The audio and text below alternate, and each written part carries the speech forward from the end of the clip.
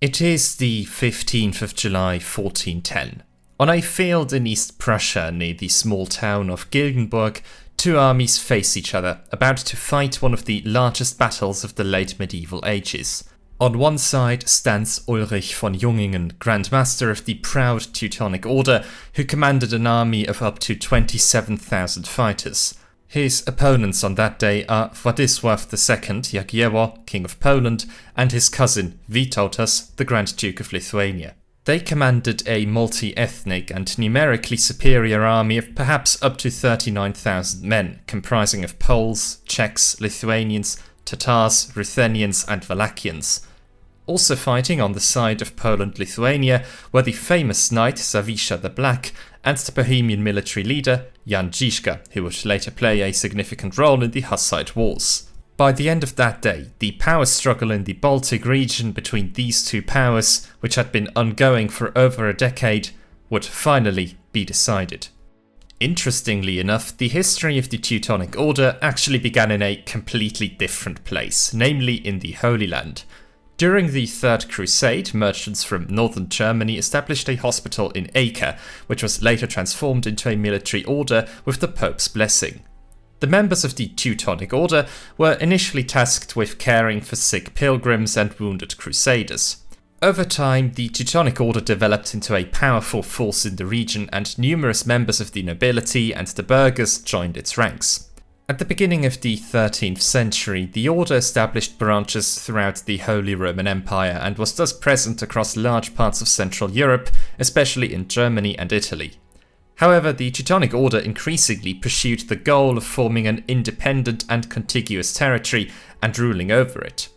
The first attempt took place under Grand Master Hermann von Salza, who received an offer from the Hungarian king Andrew II to obtain the right of settlement in a region of Transylvania in return for military service against the neighbouring Cumans. But due to the resistance from the Hungarian nobility and the ensuing rift between the king and the order, this first attempt at state building had to be abandoned after only a few years. A second opportunity arose when the Duke of Mazovia, Conrad I, summoned the order in 1226 to assist him in the fight against the pagan Prussians, a Baltic tribe. The struggle against the Prussians lasted 5 decades and was fought brutally and bitterly. At the same time, the order integrated the remnants of the Livonian Order of the Sword Brothers, thereby extending its sphere of influence into what is now Estonia. However, the Teutonic advance against Novgorod was halted in 1242 at the famous Battle on the Ice by Alexander Nevsky. Nevertheless, the objective of subjugating the Prussians in a crusade and establishing a central territory had been achieved. The Teutonic Order had thus become a force to be reckoned with on the Baltic Sea, and henceforth saw it as its primary mission to drive forward the Christianization of Eastern Europe and to expand its own power base there. In the period that followed, Dominican and Franciscan missionaries were called in to convert the still pagan population, German settlers were brought in, and numerous castles and towns were founded. Through a progressive administrative and economic system, as well as trade in grain, forest products and amber, the Knights of the Order secured their rule permanently.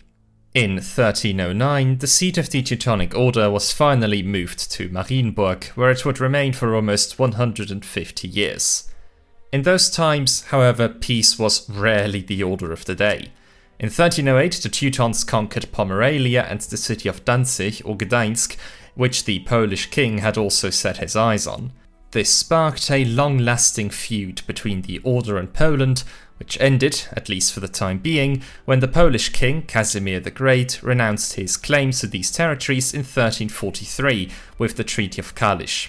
Meanwhile, however, there were still almost constant military clashes with the Lithuanians, who remained pagan. 1386 was probably the most fateful year in the history of the Teutonic Order, because in that year the Polish Queen Jadwiga, aged just 11, was married to Jogaila, the Grand Duke of Lithuania, who was at least twice her age.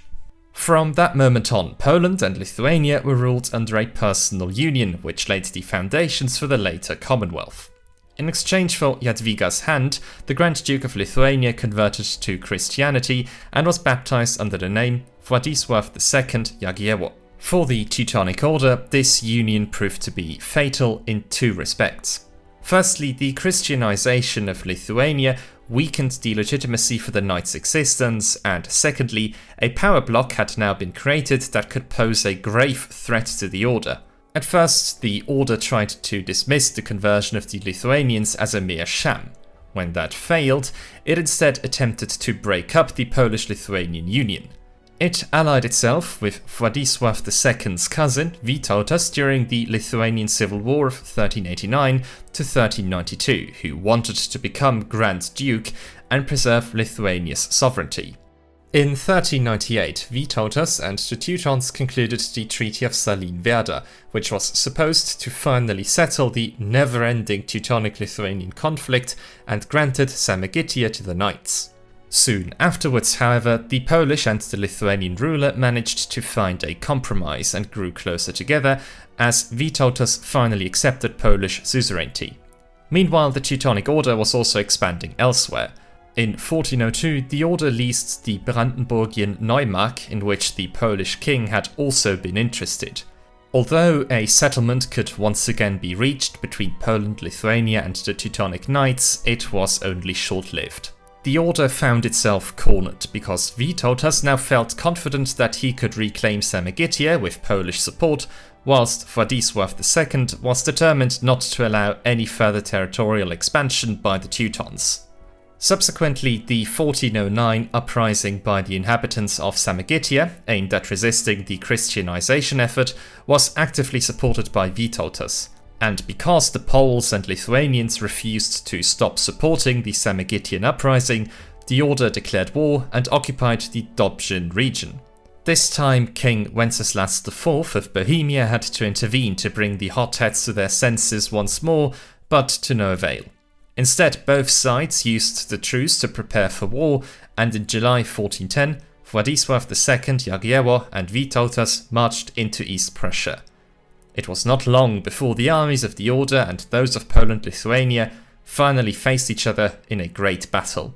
Now, however interesting that may be to some, we shall not concern ourselves with the course of the battle, but only with its outcome. The clash ended in an unimaginable catastrophe for the Teutonic Order. Grand Master Ulrich von Jungingen fell in battle, as did almost all of the most important knights. It is impossible to determine the exact death toll, but it must have been very, very high, not to mention the prisoners taken by the Poles and Lithuanians. Yet the victory came at a heavy price, as the armies of Władysław II and Vytautas also suffered severe losses. After a few days of rest, the Poles and Lithuanians marched on to lay siege to Marienburg. However, the castle's defenders managed to hold their ground, and so the weakened Polish-Lithuanian army was forced to withdraw. In February 1411, the Treaty of Thorn or Torun was concluded, which returned Samogitia to Lithuania, guaranteed the remaining borders, ensured free trade on the Vistula, and imposed a hefty tribute to be paid by the Order. Despite the crushing defeat in battle, the Teutonic Order seems to have gotten off lightly in the short term. In the long term, however, it wouldn't be able to fully recover its former strength again, and what is more, it had also lost its reputation as an invincible chivalric order.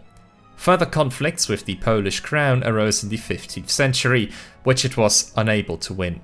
In 1454, the major Prussian cities of Danzig, Thorn and Elbing or Elbląg launched a rebellion against the Grand Master due to the massive increase in the tax burden and placed themselves under the authority of the Polish king. After several heavy defeats in the so-called 13 Years' War, the Order had no choice but to sign the Second Peace of Thorn in 1466, which ceded the western part of Prussia to Poland and obliged the Grand Master to swear fealty to the Polish king. The era of the Teutonic Order as a major power was thus over, whilst the political and military rise of Poland-Lithuania as a European powerhouse continued. The actual end of the Teutonic Order state came with the Reformation in the early 16th century.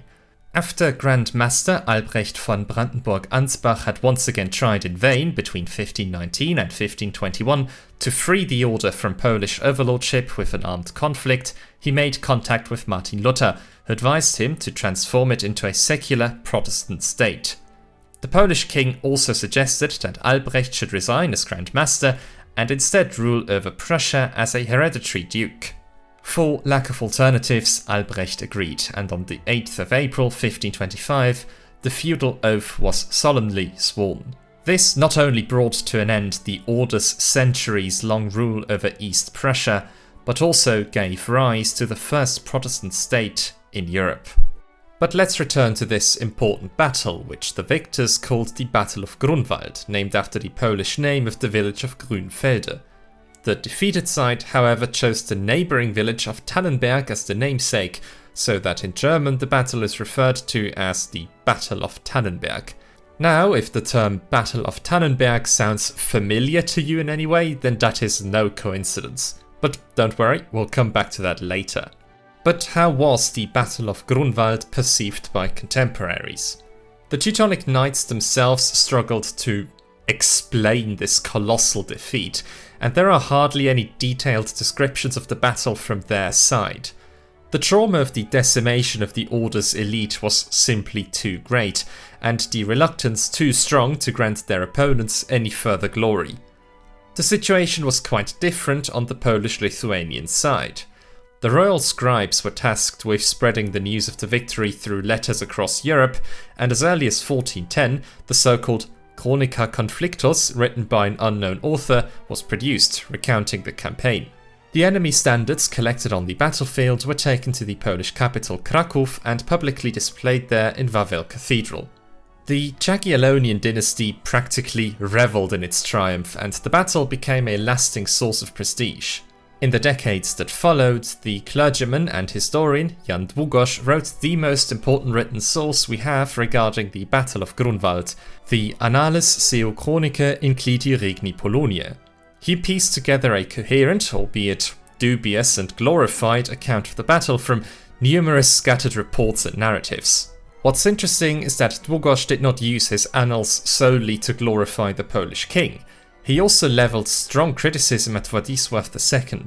He described Grunwald as a wasted victory as the king failed to capture Marienburg, and called the first peace of Thorn dismal and shameful. Długosz's work remained enormously influential for a long time, and formed almost the sole basis for further accounts of the battle in the early modern period. In German-speaking regions too, his retelling of the battle was able to spread far and gain acceptance rapidly thanks to the printing press. Reservations and attempts at correction on the part of the Order were generally ignored, as the Teutons had in any case increasingly lost public favour and failed to provide a convincing counter-narrative. But the fame gained at Grunwald did not last forever, because in the course of the early modern era, the memory of this battle gradually faded. As the passage of time grew ever longer, the battle was mentioned ever more briefly in Polish historical literature, and scarcely addressed at all. There was simply no real reason any longer to remember a battle won against an enemy that no longer existed. In any case, the remembrance of it hardly extended beyond certain scholarly circles and some official church commemorations. At the same time, the battle was practically forgotten in the German-speaking world. After the Hohenzollerns from Brandenburg became the rulers of East Prussia in 1618, they had absolutely no interest in establishing any links between their Protestant ruling house and this Catholic order of knights. On the contrary, the new Prussians distanced themselves from it as sharply as possible. To them, Tannenberg or Grünfelde were merely the names of two small villages, somewhere in East Prussia. And then, in the 18th century, history took its well-known course. By then, Poland-Lithuania had long since ceased to be the respectable great power it once was, and had become a politically backward agrarian state which, due to the self-serving Polish nobility and the interference of the neighbouring empires, was virtually impossible to reform. Its inglorious end came with the three partitions in which Poland-Lithuania was completely divided between Austria, Prussia and Russia. Following the partition of the country, which was perceived as deeply humiliating, many Polish scholars in the early 19th century turned to the past in search of a heroic narrative.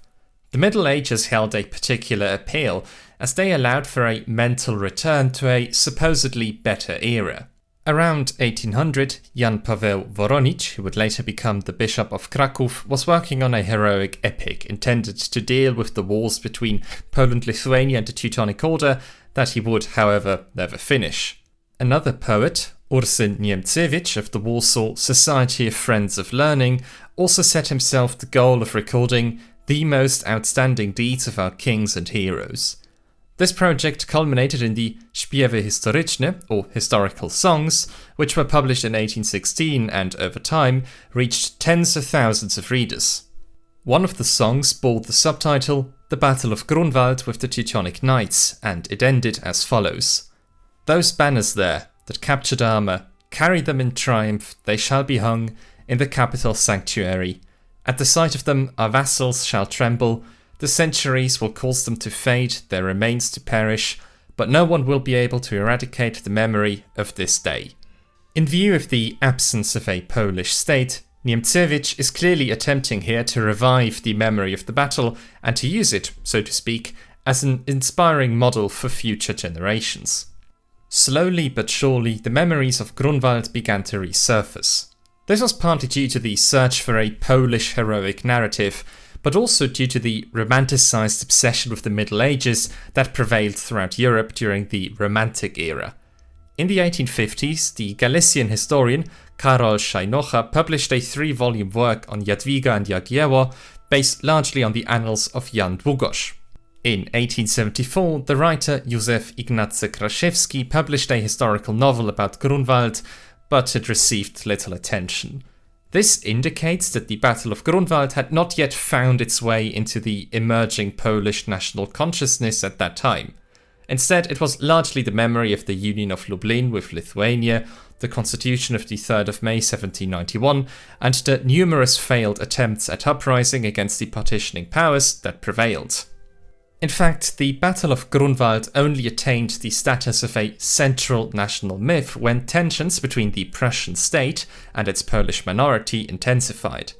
Whilst Protestant Prussia had long distanced itself from the Teutonic Order and viewed it predominantly with criticism, this changed in the 19th century. In 1862, the historian Heinrich von Treitschke published his influential essay Das Deutsche Ordensland Preußen, or Prussia, the Land of the Teutonic Order in English, in which he portrayed the Teutonic Order as the bearer of the supposedly superior German culture to Eastern Europe. In doing so, he transformed the Order's self-perception, which had originally been shaped primarily by religion, into a national one. Treitschke described the Order as a solid harbour breakwater, boldly built out from the German shore into the wild sea of the Eastern peoples. For him, the defeat at Grunwald thus also represented a defeat for the civilized West. Following the unification of the German Empire, Chancellor Otto von Bismarck sought to transform the country into a Protestant-influenced German nation-state.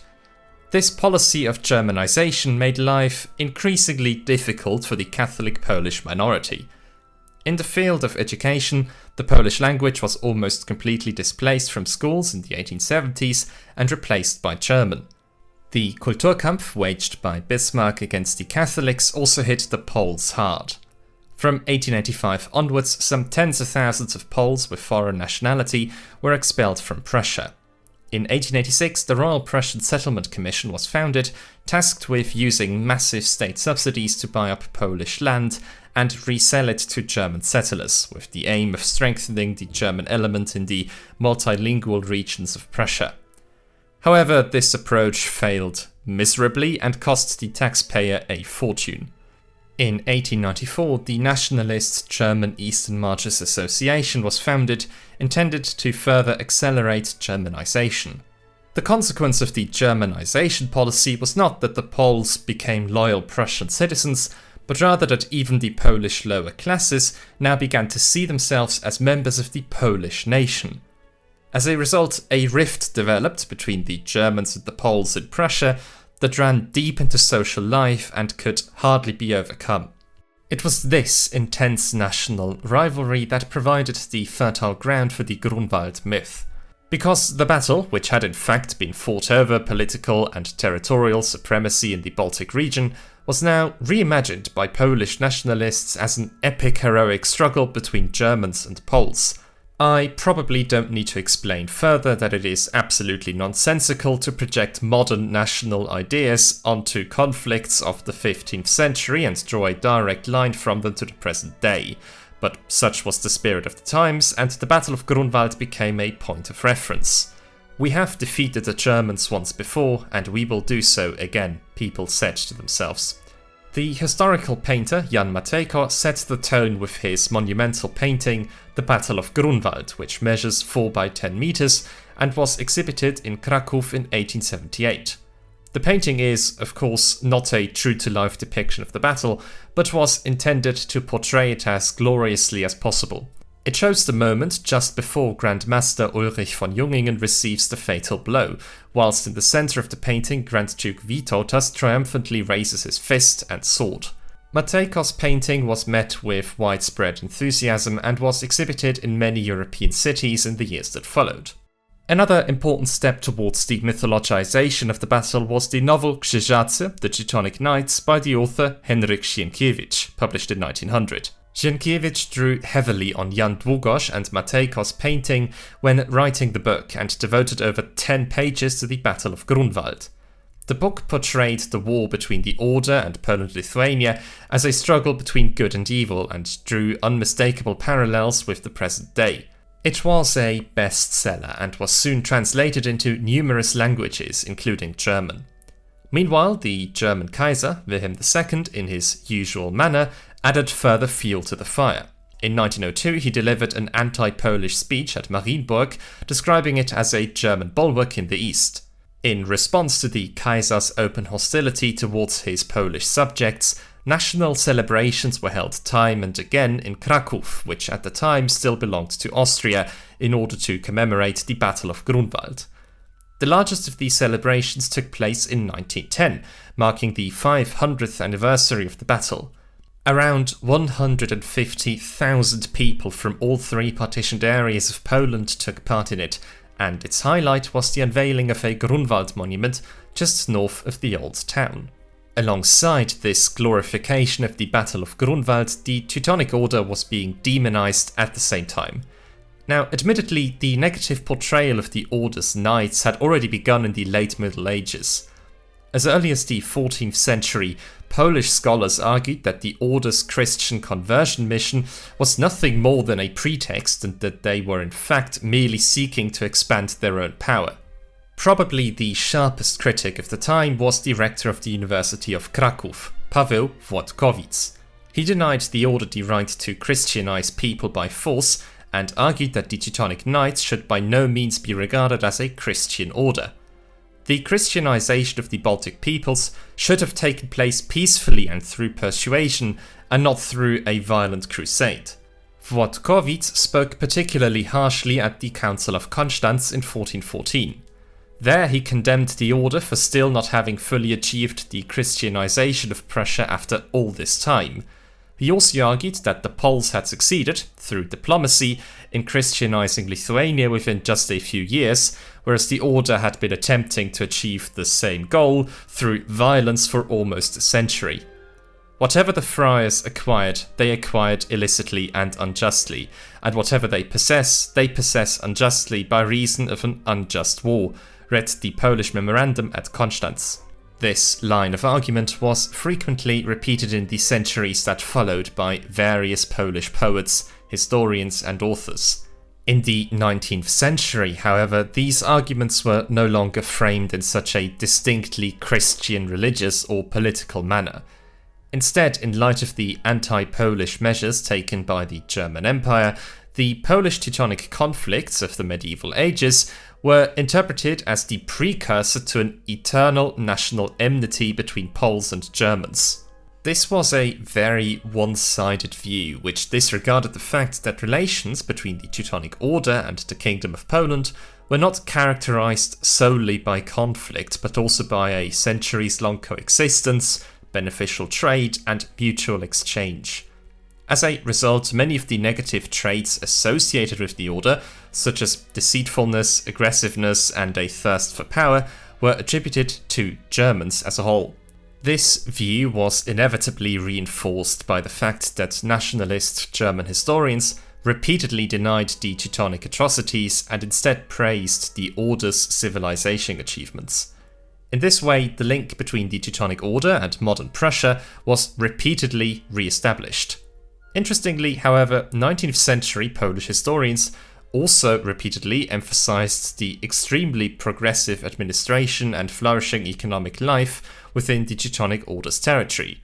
This was intended, first and foremost, to bolster Polish national sentiment, because the Poles had succeeded in defeating this superior adversary in 1410 and subsequently subjugating it. On the other hand, the economic and political progressiveness of the German Empire was also intended to be cast in a negative light by attributing the label of a false and despicable civilization associated with the Teutonic Order to modern Germany as well. In the German Empire, this glorification of the Battle of Grunwald and the grand celebrations in Krakow were watched with great suspicion. German nationalists now intensified their efforts to counter Polish propaganda and to reinterpret this event in their own terms. To this end, 60 politicians, scholars and civil servants gathered at the Marienburg in 1910. Interestingly, they adopted the Polish interpretation almost verbatim, except that they turned the tables. From then on, Grunwald was rewritten as a tragic and heroic defeat against a numerically superior enemy. The Poles and the Lithuanians were portrayed as treacherous, hypocritical and violent monsters, much as the Polish nationalists had done with the Teutonic Order. Characteristic of this historical perspective is the so-called Jungingen stone, erected near Tannenberg in 1901.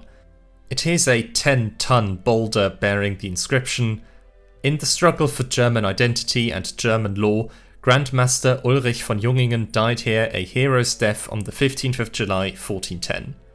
But despite all of these efforts, the German nationalists had to face the fact that the Polish interpretation of Grunwald as a glorious victory was far more appealing and better able to take root among the population.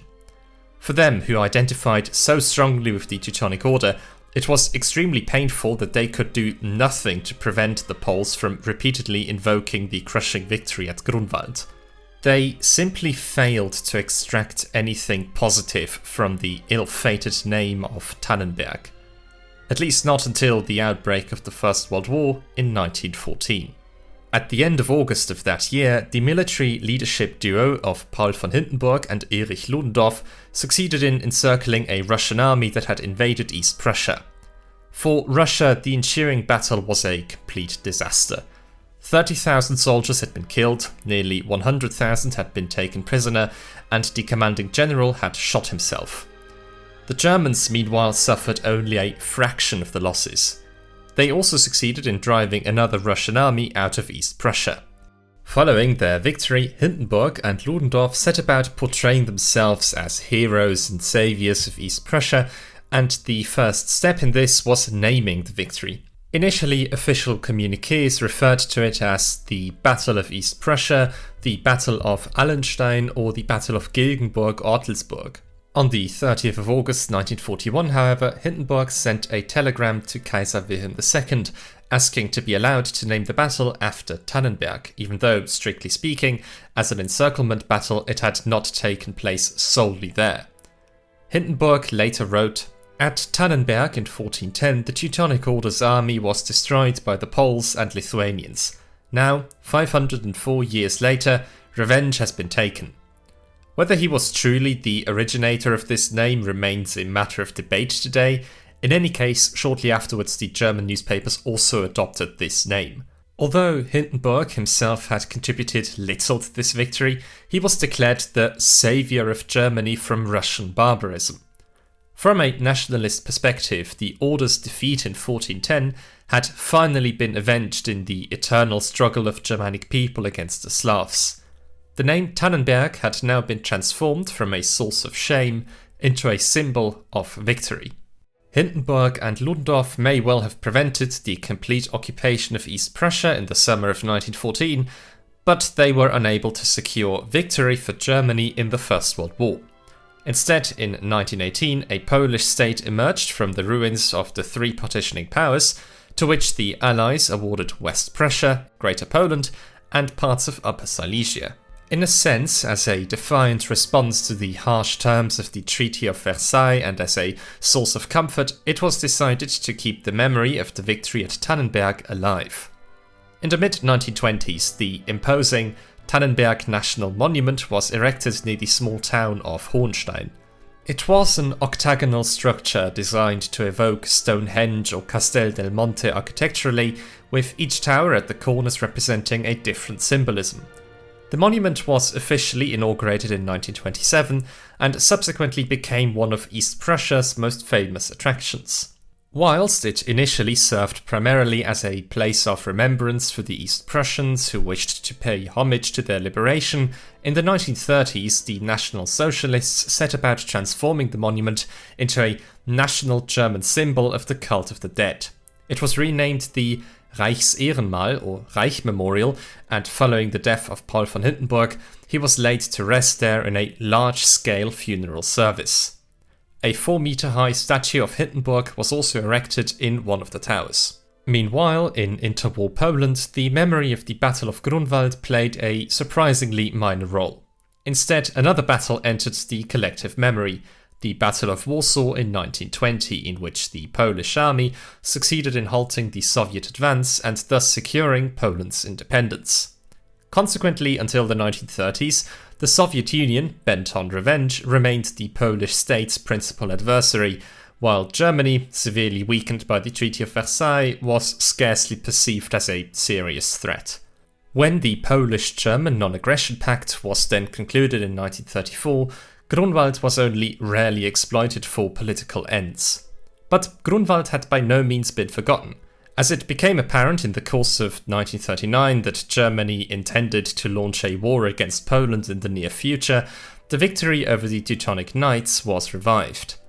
At the World's Fair in New York, in response to the apparent German aggression, a 7-meter-high bronze equestrian statue of Władysław II Jagiełło was erected at the Polish pavilion.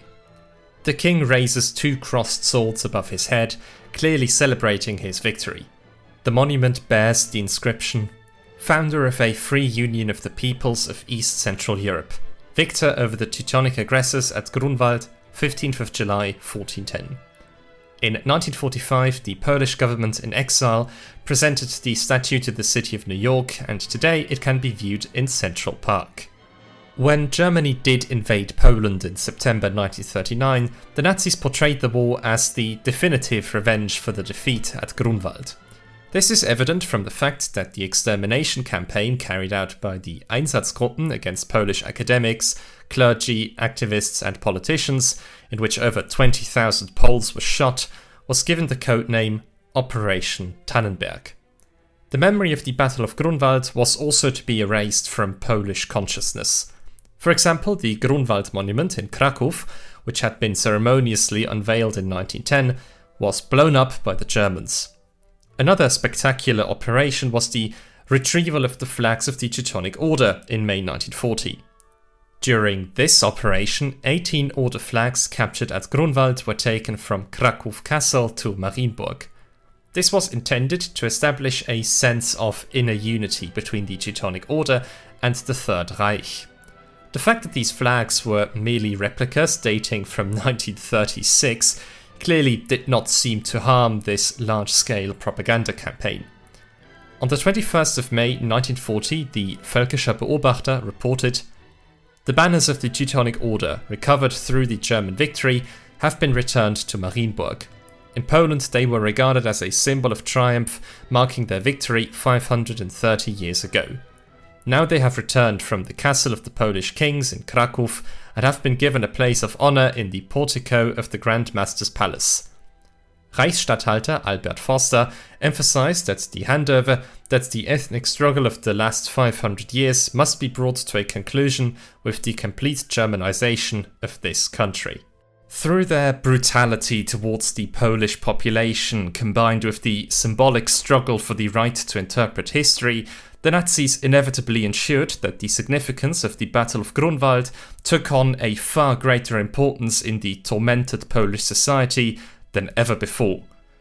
In the People's Guard, a Soviet-backed partisan group, the Grunwald Cross was designated as the highest military honor.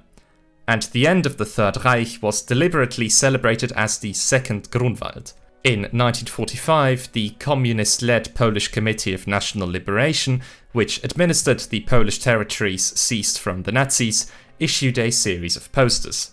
The most famous of these is probably this one, which depicts a pierced knight's helmet and a bullet-riddled steel helmet.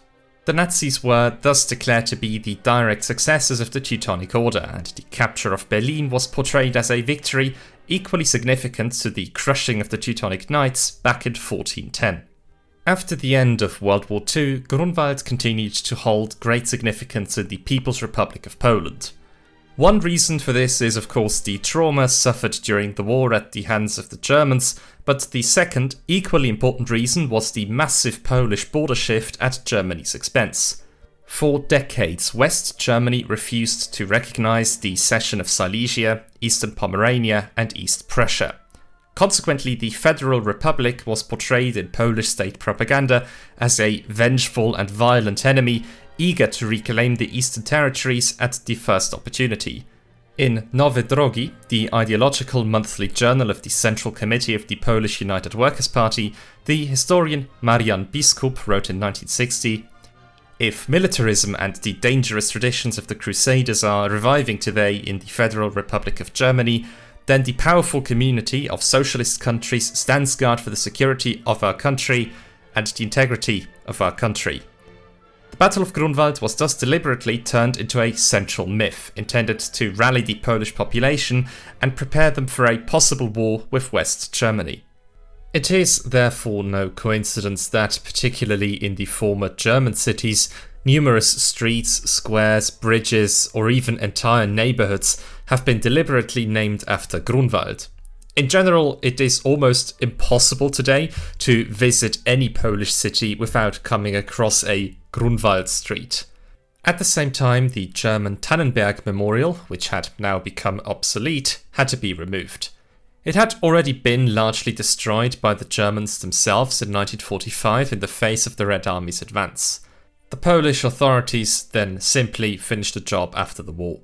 Some of the granite stones from the Hindenburg crypt were used to build the Red Army Memorial in Olsztyn, which still stands today and is mockingly referred to as the gallows by the local population. Some of the other stones from the Tannenberg Memorial were then demonstratively used to construct the headquarters of the Central Committee of the Polish United Workers' Party in Warsaw. Today, almost nothing remains of this memorial, and only a few overgrown piles of stone can still be seen on the site.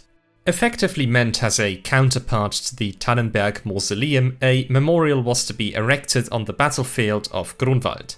This was the decision of Poland's head of state, Władysław Gomułka, who came to power in 1956 and harboured nationalist views. In June 1960, the time had finally come. In the presence of numerous party officials, Soviet representatives and delegates from other socialist states, the monument was ceremoniously unveiled. This large-scale spectacle was intended to showcase the unity of the Polish people behind the Polish United Workers' Party, as well as to demonstrate solidarity and readiness for defense to the outside world. The monument essentially consisted of three elements: a granite obelisk bearing the facial features of two knights, a collection of 11 flagpoles, each approximately 30 meters high, bearing Polish, Lithuanian and Ukrainian symbols, and an amphitheatre housing a museum, a cinema and a reading room. In the 1970s, the state-sponsored veneration of Grunwald continued. The Grunwald monument in Kraków, which had been destroyed by the Germans, was rebuilt and inaugurated in October 1976, this time accompanied by a grave for an unknown soldier. The stones that remained from the pedestal of the old monument were taken to Grunwald and piled up there into a chaotic heap. This was done deliberately and was intended to symbolize the rebirth of Poland. Now, although the socialist regime repeatedly attempted to rally the Polish people behind it through these nationalist spectacles, this could not succeed in the long term. By the time West Germany finally recognized the new borders in 1970, the state-imposed psychosis of a vengeful and militaristic Germany had run out of steam. Moreover, the regime was confronted with a deeply dissatisfied population, and in the early 1980s, a culture of civil protest emerged in Poland with Solidarność, which would bring down socialist rule in the country towards the end of the decade.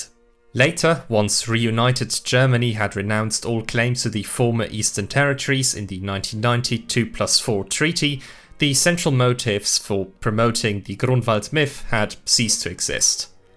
Nevertheless, interest in Grunwald remains undiminished to this day, although most Poles no longer take the battle so seriously. A reenactment of the battle still takes place every year in Grunwald, a spectacle which attracts countless tourists and medieval enthusiasts from both Poland and abroad. Fun fact, the 600th anniversary celebration of the battle was even attended by Bruno Platter, the then Grand Master of the Teutonic Order. Okay, let's try to find a conclusion now. How could a battle in which thousands of people died, had only minor immediate consequences, and was practically forgotten in the early modern period, become a national epic? The short answer is that it was the emergence of a Polish national identity that enabled Grunwald to become a national myth. Because nations are by no means natural entities that have existed since time immemorial, but were deliberately invented in the course of the 19th century. The nation is therefore little more than a social construct shaped by collective imagination and deliberate narratives. Nor was this by any means an organic process, rather it was driven from above, that is, by historians, poets, politicians and writers. They increasingly saw it as their duty to instill a sense of national identity into the lower classes. Ultimately, the aim was to create a sense of community in which people shared a common language, a culture or a past, thereby distinguishing themselves from others. The nation now became an integral part of one's own identity, whereby any violation of national honour was perceived as a personal affront, and every victory of the nation as one's own personal achievement. The same thing obviously happened in Poland, although the emergence of the national idea there took hold somewhat later due to the fact that the country had been divided into three parts, and that for centuries the term Pole had been reserved almost exclusively for the nobility. But here too, nationalists felt that a new national identity had to be forged in order to bring about the renewed independence of a Polish state in the foreseeable future. Naturally, the Battle of Grunwald played a special role in this, as it provided the heroic epic to which people could cling. As we have seen, Grunwald was virtually rediscovered following the partitions of Poland, but it took a long time before the battle became widely known. This sudden popularity has a great deal to do with the negative German-Polish relations in the late 19th century, as Polish intellectuals were now able to glorify an earlier epic victory against the Germans. This gave rise to an interesting interplay, as German nationalists also contributed significantly to the creation of a Grunwald myth by romanticizing the Teutonic Order and identifying with it. Evidently, the Germans too had internalized the Grunwald myth, because during the First World War there apparently arose a need to compensate for this medieval defeat among the German generals. The Grunwald myth thus arose primarily because the Germans could be portrayed as an eternal enemy in order to strengthen the Polish people's unity against them. This glorification continued in the People's Republic of Poland, as the regime sought to win the support of the population by conjuring up a supposed threat coming from West Germany. But let me be clear. Poland was by no means an exception in this, because throughout Europe in the 19th century, long past battles were repurposed as national foundation myths. You only need to think of the glorification of the Battle of the Teutoburg Forest in 9 AD, which took place in Germany. Here, an attempt was made to draw a parallel between the current Franco-German rivalry and the ancient conflict between the Germanic tribes and the Romans. Another example would be the Battle on the Ice of 1242, which was interpreted in Russia as a symbol of Slavic Orthodox resistance against Western invaders. And finally, I would like to mention the Battle of Kosovo in 1389, in which Serbian troops were defeated by the Ottomans. Later, the battle became a symbol of the Serbian sacrificial struggle against their enemies. All of these myths shared a common function.